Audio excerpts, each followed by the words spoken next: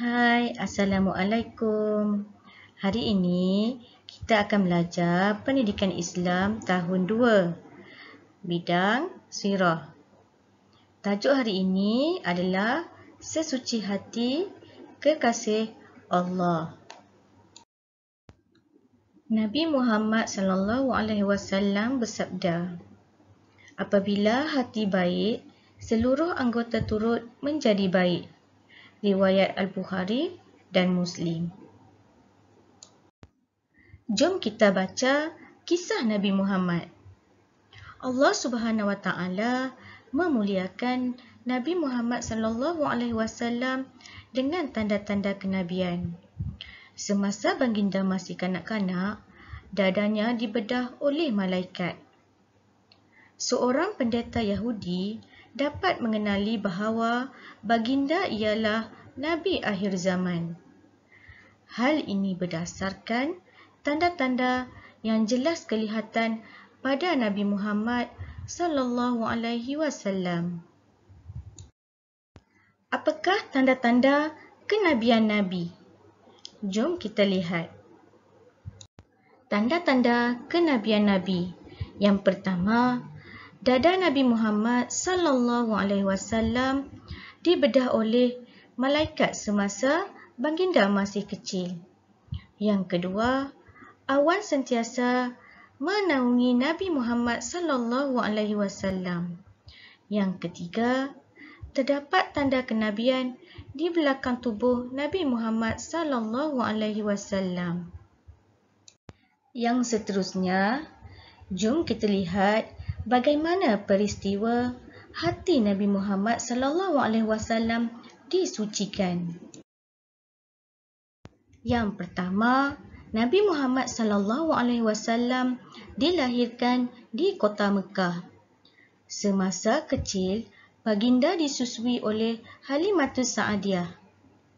Ketika berumur 4 tahun, semasa baginda bermain-main dengan kanak-kanak yang lain, dua malaikat datang membawa baginda ke suatu tempat. Yang keempat, malaikat Jibril membelah dada Nabi Muhammad SAW lalu mengeluarkan segumpal darah serta berkata, "Inilah sasaran syaitan daripada kamu." Yang kelima, Jibril menyucikan dengan air Zam-Zam dan kemudian memasukkannya semula ke dalam tubuh baginda. Yang keenam, kanak-kanak yang melihat peristiwa tersebut menceritakan perkara yang berlaku kepada Halimatus Sa'adiyah. Tahukah adik-adik, hati yang bersih melahirkan akhlak yang mulia.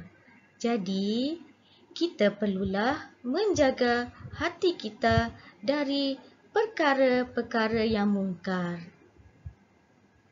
Yang seterusnya, apakah kepentingan dan iktibar peristiwa pembedahan dada Nabi Muhammad SAW? Jom kita lihat. Yang pertama, peristiwa pembedahan dada Nabi adalah satu bentuk kepatuhan malaikat Jibril kepada perintah Allah Subhanahu Wa Taala. Yang kedua, ia juga sebagai syarat untuk memelihara baginda daripada melakukan dosa dan kesilapan.